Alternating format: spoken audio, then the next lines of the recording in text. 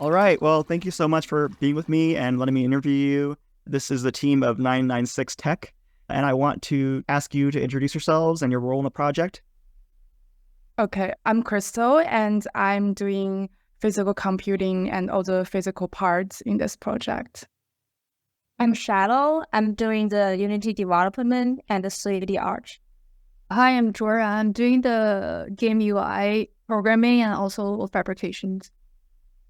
So, open question to anyone. In your own words, for those unable to play the game at GDC, can you please give a pitch of your game? Sure. So our game is called 996 Tech, which we are inspired by the idea of 996 schedules, which means that people will work from 9 a.m. to 9 p.m. 6 days a week, which unfortunately this kind of overwork culture is becoming more and more common within workplaces nowadays. But employers also have their way to fight back, that they will go to restaurants to slack off at work.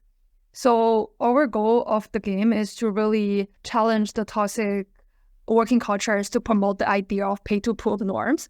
The game itself is a two-player racing game where players will sit on the toilet seats and use plungers as controllers. And for the game itself, they will be racing within the toilets, within the office scenes where they will collect poops and throw poop at each other. And really the final goal is both the players will rush into the CEO office. And that's like the whole experience. So I just want to ask, where did the idea come from? Like, did a few of you have a job in the office previously and use the bathroom as an escape, or did the name come before the toilet inclusion? I'm just curious, how it came to be conceptually and aesthetically, whether it was, for a class project with a theme or more just an original idea. Like, I just want to hear the origin story. So our project is actually from our personal experience. Zhuoran and I worked as an intern in many companies before, and we saw a norm that they tend to make workers work overtime. Sometimes we see intense work time from 9 a.m. to 9 p.m. 6 days a week. This is actually where our names come from, 996 Tech. And so when we as an intern saw this kind of norm, we want to bring out these social issues, and we decide to make a game out of it. I'm a student, and although I never worked, I still feel like 996 when I go to school in my educational system, because they, like a teacher, use every test score to measure you like a KPI in the career. I also go to school from 7 a.m. to 6 p.m. Even on Saturday. So even though I'm a student, but I also care about the overtime workplace, because they definitely have a similarity between this system.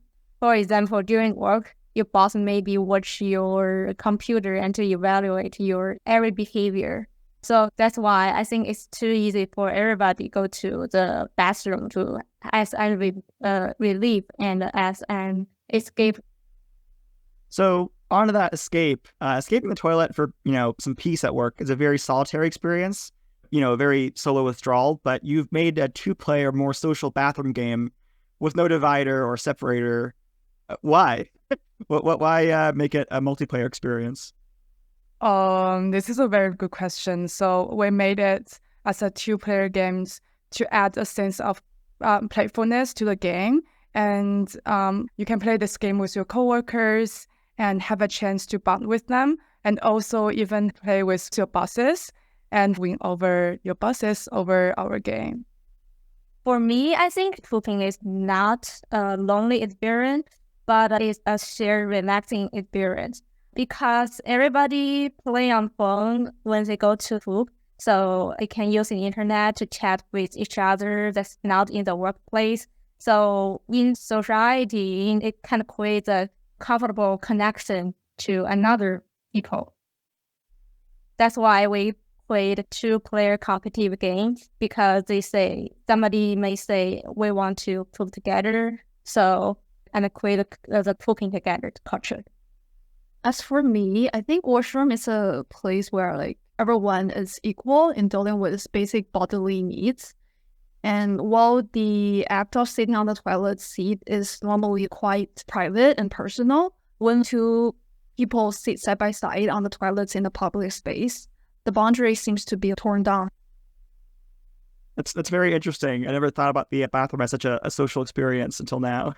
But it is true. I do text one of my close friends when I'm on the toilet. I make a joke that whenever I'm on the toilet, I think of them. I did want to ask about the throw poops action you mentioned earlier. Was that some holdover from like arcade racing game attacks like shells in Mario Kart? Or is it more from like the behavior of monkeys slinging their poop? Or was there any meaning behind that action that goes along with the actual conceptual side? I think one of our considerations is that people are usually pretty obsessed with poops, and we really want to use poop as a playful element to bring laughter to the general audience. This can also reduce the awkwardness of people having to sit on the toilets in public, and hopefully this can also draw people's relationship closer. Yeah, I think it's really interesting question. For example, behavior drop and the object shit.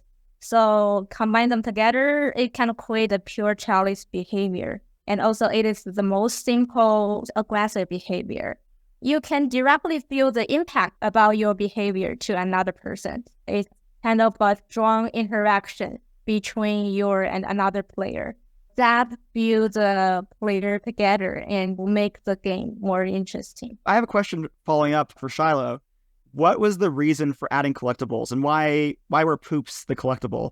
Did you consider pee as sort of its own power-up as well, or was there reasons for its absence?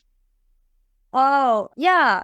First of all, as a game designer, I think to add something collectible makes the game more interesting and competitive because the poop have two functions in the game. First of all, you can draw poop to decelerate another player, and you can flush your toilet.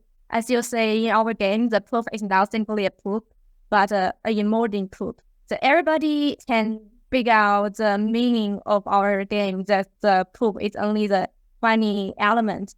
So this is already become a culture. So it's easier for people to get through the culture and to making fun with it.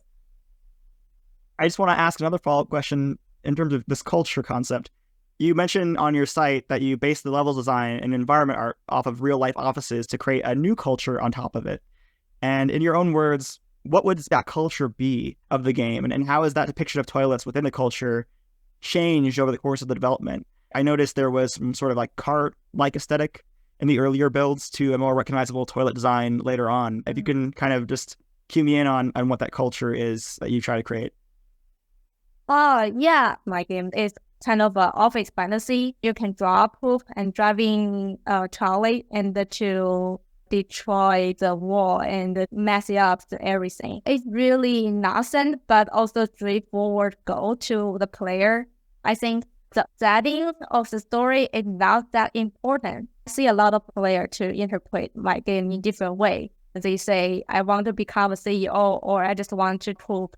People have a lot of secrets and impulse, and we make those impulse become true. People can get some freedom in the bathroom that they can, in the real life, they can play on the phone or chatting with other people and feeling relief. In this game, the freedom is born from the toilet, and they will create more freedom to another place.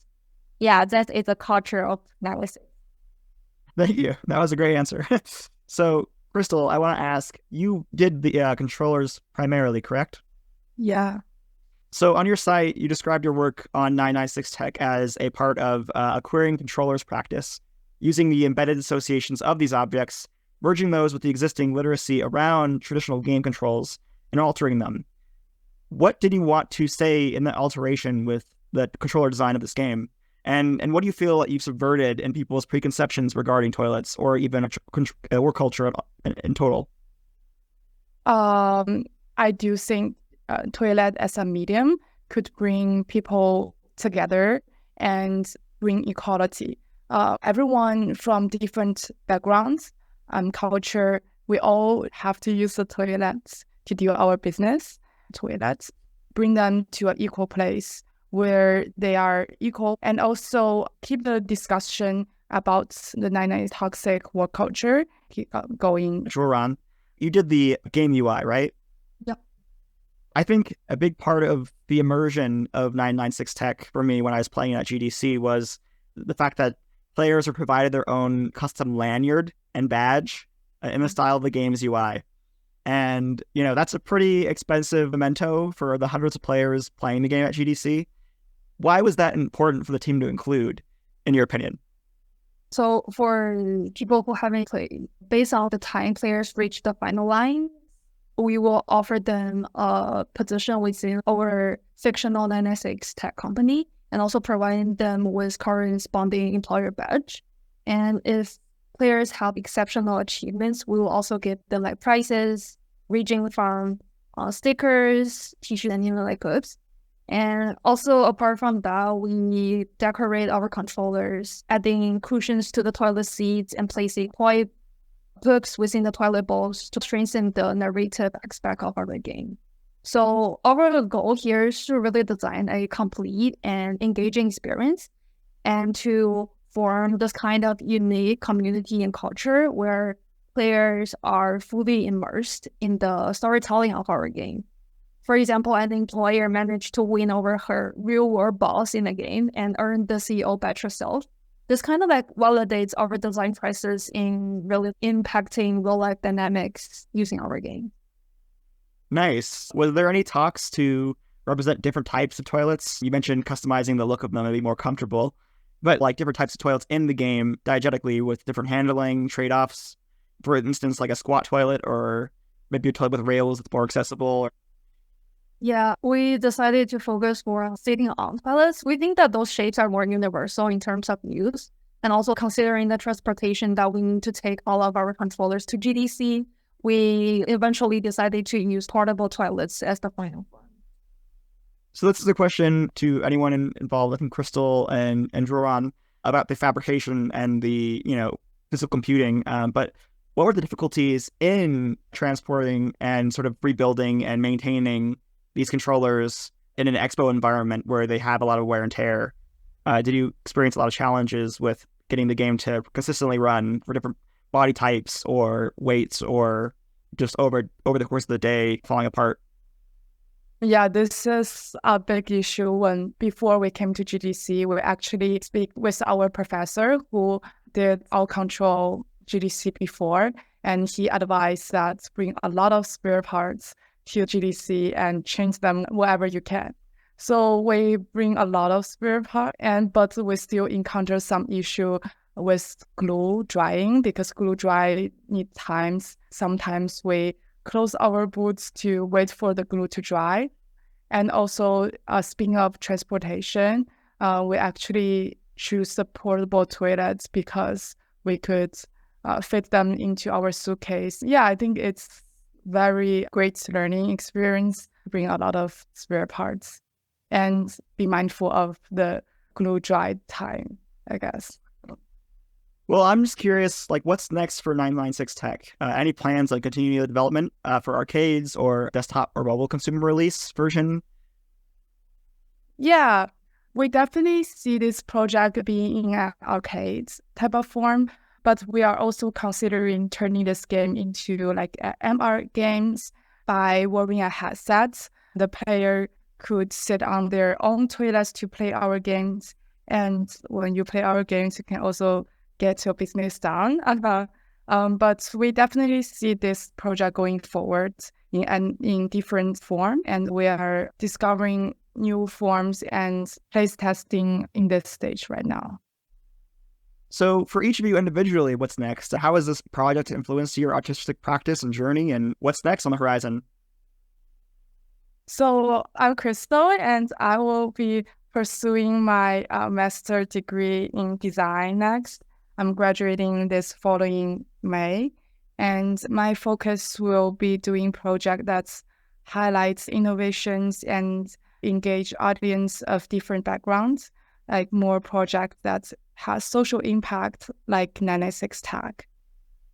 Yeah, for me, I'm shallow. Before, I'm doing the job more like a virtual artist, But in this game, I have opportunity to learn more positions like level designer, concept artist, and environment artist. So I mix a lot of technique together to create a really coherent player experience. I think it's really good thing to as a game designer.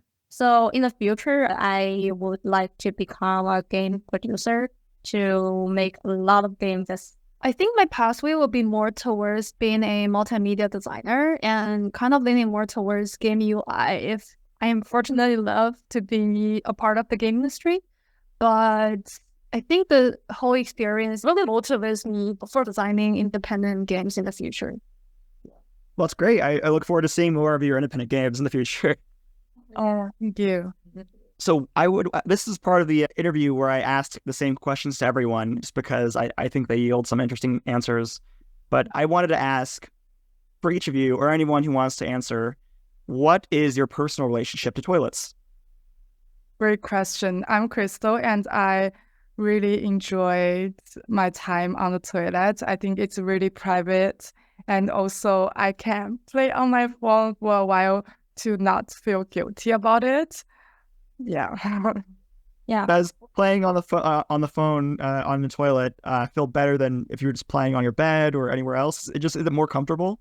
No, it's less guilty. Like, well, I could sit on the toilet watching TikTok, feel not guilty about it. Because you couldn't be doing anything else with your time. Like you couldn't possibly be working or, okay, yeah. I see. For me, the bathroom is my favorite place anywhere. It's my harbor. So no matter where, no matter which time, no matter any experience, it's a complete freedom. Because it's not easy to find a place that nobody can watch you. That's why the bathroom is so important. Because it brings you a really holy human rights that nobody can interrupt. Yeah. So for you would say that it's like the only truly private place in your actual life that you get to escape to? That's true. And as for me, I think toilets serves as an ideal refuge for physical and mental relief. And I guess the physical aspect is quite straightforward, but in terms of the mental perspective, washroom is always like a perfect spot for me to cry and freely release emotions whenever I have a sudden mental breakdown in public space, and no one would ever know. Yeah. That's a great point. In college, I had a list of my favorite bathrooms and a separate list of my favorite places to cry on campus. And there was a little overlap. So I could definitely see that being true. Yeah, that would be so nice to have that like that. Yes, a perfect spot to release. What values culturally, politically do you think toilets present in games overall for anyone who's seen other toilets in games? So, as Crystal aforementioned, we believe that toilets is a medium that suggests equality, since we all need to go to restaurants to kind of fulfill the basic human needs, regardless of our gender, race, social status, and etc. And namely, toilets represent the cultural and political value of breaking down the barriers among individuals. Also, we think that toilets serves as a platform for making statements. Do you think toilets are more useful in that communication of breaking down barriers because everyone has a knowledge of them beforehand? Like everyone can relate to it, so it kind of starts the conversation at an equal space? Yeah, and also like an essential reason is that everyone basically needs to go to toilets. So at that space, it kind of creates like an equal, like a watering hole, quite literally. Yeah, where like any conversation can happen, and like you can talk to anyone who is older than you and have different social experience than you, and in that space, everyone can make their own statements in a way. Interesting. Do you find that people actually talk in the restrooms frequently? I'm used to men's restrooms, which are pretty silent, but are the women's restrooms a little more social? Yeah, I think it's a really social place in the high school. You know, a lot of girls will like hang out together in the bathroom, and that's like, I have secret, like go to the bathroom, something like that. So it's really intimacy and kind of create a privacy to a little group talking with each other. Yeah, I think so. For my previous, maybe going to bars, there will be notes taken on the toilet seats, like encouraging notes, saying like you need to be more confident. You are doing your best. You should give yourself a break. It's all those warming words that strangers write on the walls in the toilets that make you feel like really moved and warm and motivated, which I think is kind of the magical in the toilets as conversations taking place across time and space. That's lovely. It's kind of like Dark Souls or Death Stranding. It's leaving persistent notes for the future generations of poopers. That's really nice. I don't think the men's toilets are so nice, but I did see some like environmental storytelling going on at one of my school's restrooms when I was in college. But that was more for gay cruising, which is a whole other thing. But all right, so my last question, I asked this of everyone. Are there any interesting findings or discoveries that you've made in your time with toilets? I think the most interesting finding that we found during this project with the toilet is the greater function of the toilets. It is a medium that brings people together and connects everyone. Everyone could share their private thoughts and also having the space to their own in the toilet. We all know the nanistic tag is kind of heavy word, but in with a fantasy above the reality, but in the middle of the imagination. And then people can, rather than seriously talking about a topic, but laughing and joking around to deal with this issue. Thank you so much again for your insight. It was a great time. Thank you. Thank you so much for preparing these questions.